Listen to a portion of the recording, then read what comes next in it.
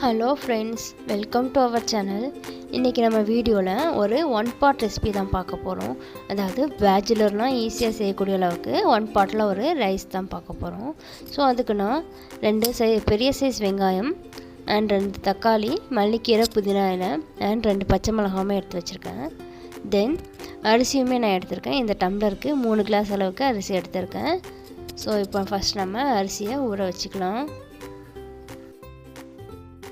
இது நார்மலாக நம்ம வீட்டில் யூஸ் பண்ணக்கூடிய அரிசியில் தான் இந்த ரெசிபி நம்ம செய்ய போகிறோம். ஸோ நம்ம தாளிக்கிற வரைக்கும் அரிசி நல்லாவே ஊறட்டும்.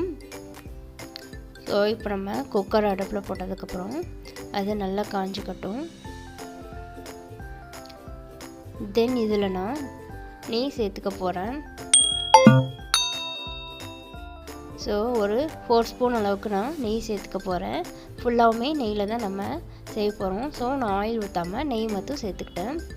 தென் பட்டை, ஏலக்காய், கிராம்பை கொஞ்சமாக க்ரஷ் பண்ணி போட்டுக்கிறேன். ரொம்ப பவுடர் ஆக்காமல் லைட்டாக இதே மாதிரி தட்டி போட்டுக்கலாம். தென் கட் பண்ணி வச்சுருக்கேன் வெங்காயத்தையுமே இதோடு சேர்த்துக்கலாம். நான் இந்த ரெசிபி செய்யறதுக்கு ஒரு 2 பெரிய சைஸ் வெங்காயம் இதே மாதிரி கட் பண்ணி எடுத்துருக்கேன். இப்போது இதில் சேர்த்துக்கலாம். தென் அந்த பச்சை மிளகாயுமே சேர்த்துக்கலாம்.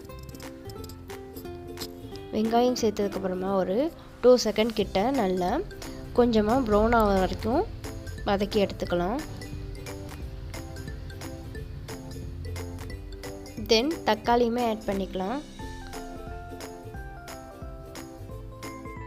ஸோ வெங்காயம் தக்காளியும் நல்லாவே அந்த கீயோட மசஞ்சு வரட்டும். இந்த ரெசிபி பொறுத்த வரைக்கும் ரொம்பவே ஈஸியாக ஒரு ½ அன் ஹவரில் செய்யக்கூடிய ரெசிபி. இதை நீங்கள் உங்கள் குழந்தைங்களுக்கு ஒரு டிஃபன் பாக்ஸ் ரெசிபியாக கூட செய்யலாம். ஒன் பாட்லேயே நம்ம ரைஸை செஞ்சுட்டு ஒரு எக் ஃப்ரை வச்சு சாப்பிட்றலாம். இன்றைக்கி நம்ம பெப்பர் எக் ஃப்ரையும் எப்படி செய்கிறதுன்னு பார்க்க போகிறோம். ஸோ வீடியோ ஃபுல்லாக ஸ்கிப் பண்ணாமல் பாருங்கள்.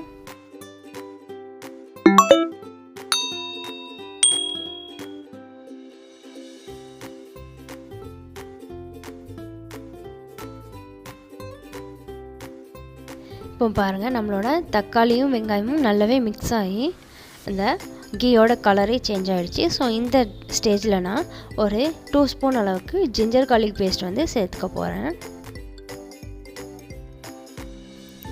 ஸோ இப்போ நம்ம நல்லா மிக்ஸ் பண்ணி விட்டுக்கலாம்.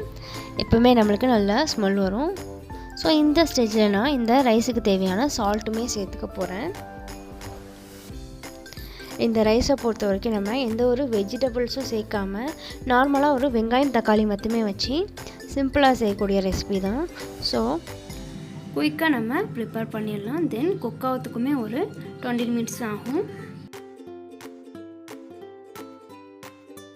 இந்த ஆனியனும் டொமேட்டோவும் நல்லா கீயோட மிக்ஸ் ஆகி கலரே சேஞ்ச் ஆகிடுச்சு. தென் இந்த ஸ்டேஜில் நான் ஒரு ½ ஸ்பூன் கிட்ட மஞ்சத்தூள் ஆட் பண்ணிக்க போகிறேன். 1 ஸ்பூன் மிளகாய் தூள் ஆட் பண்ணிக்க போகிறேன்.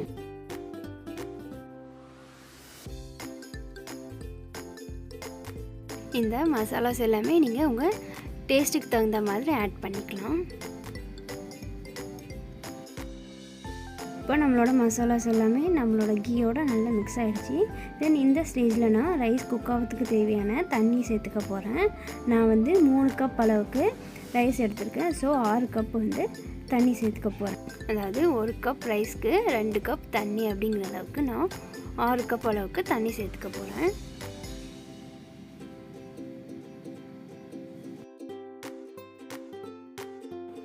தென் இப்போ நான் மல்லிக்கீரை அண்ட் புதினா இலையுமே அதோட சேர்த்துக்க போகிறேன்.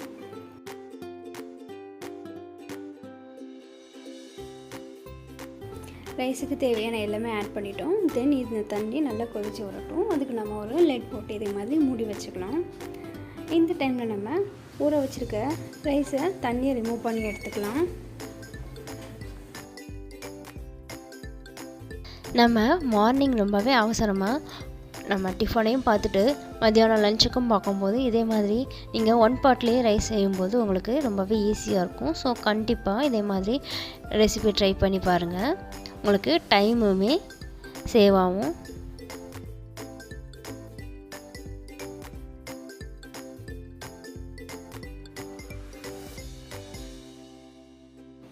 இப்போது நம்மளோட தண்ணி நல்லாவே கொதிச்சு வந்துடுச்சு. தென் இந்த ஸ்டேஜில் நம்ம களைஞ்சி வச்சுருக்க அரிசியை இதில் சேர்த்துக்க போகிறோம்.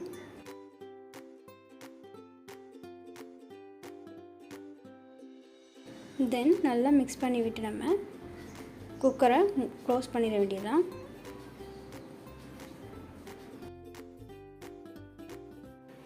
இதை நம்ம ஒரு 5 விசில் வச்சு எடுத்துக்கலாம். தென் அதுக்குள்ளே நம்ம எக்கையுமே பாயில் பண்ணி எடுத்துக்கலாம். நம்ம சேனலில் குக்கிங் வீடியோ மட்டும் இல்லாமல் டைலரிங் வீடியோவுமே போட்டு வரும். ஸோ நீங்கள் குக்கிங் அண்ட் டைலரிங் ரெண்டுலேயுமே இன்ட்ரெஸ்ட் உள்ளவங்களாக இருந்தால் கண்டிப்பாக நம்ம சேனலை சப்ஸ்கிரைப் பண்ணிவிட்டு பக்கத்தில் இருக்க பெல் ஐக்கனை கிளிக் பண்ணிக்கோங்க. அப்போ தான் நான் போடுற வீடியோஸ் உங்களுக்கு நோட்டிஃபிகேஷன் வரும்.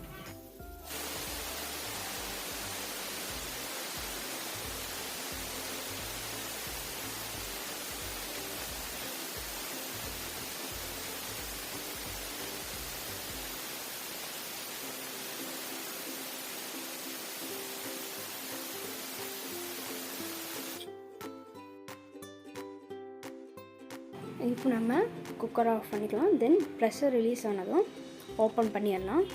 ஸோ இப்போ நம்மளோட ரைஸ் வந்து பாயில் ஆகிடுச்சு. இதை நல்லா பரட்டி விட்டு எடுத்துக்கலாம்.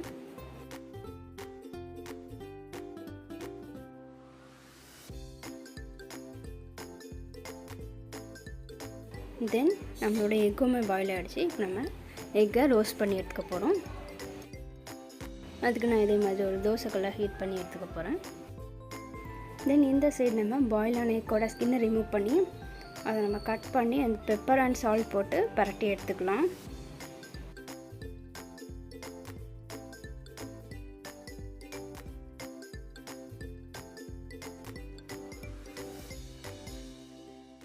தென் இப்போ நம்மளோட தோசைக்கல் நல்லாவே ஹீட் ஆகிடுச்சு. தென் இதில் ஆயில் ஊற்றி எடுத்துக்கலாம்.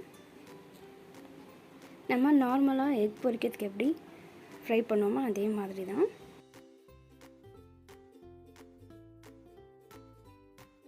இப்போது நம்மளோட எக்கை ஆயிலில் வச்சு ஃப்ரை பண்ணி எடுத்துக்கலாம். ஒவ்வொரு சைடும் 2 செகண்ட் கிட்ட நல்லா ரோஸ்ட் ஆகட்டும். தென் அதை பரட்டி விட்டு இன்னொரு சைடுமே ஃப்ரை பண்ணி எடுத்துக்கலாம். இது எல்லாமே நீங்கள் அடுப்பை குறைச்சி வச்சு தான் பண்ணணும்.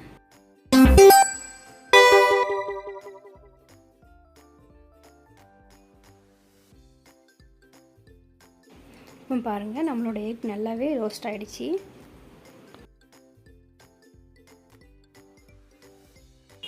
நல்லாவே ஸ்பைசியான எக் ஃப்ரை வந்து ரெடி ஆகிடுச்சு. ஈஸியான டேக்கு ஈஸியாக செய்யக்கூடிய ஒரு லஞ்ச் காம்போ தான் இன்றைக்கி நம்ம பார்த்தோம்.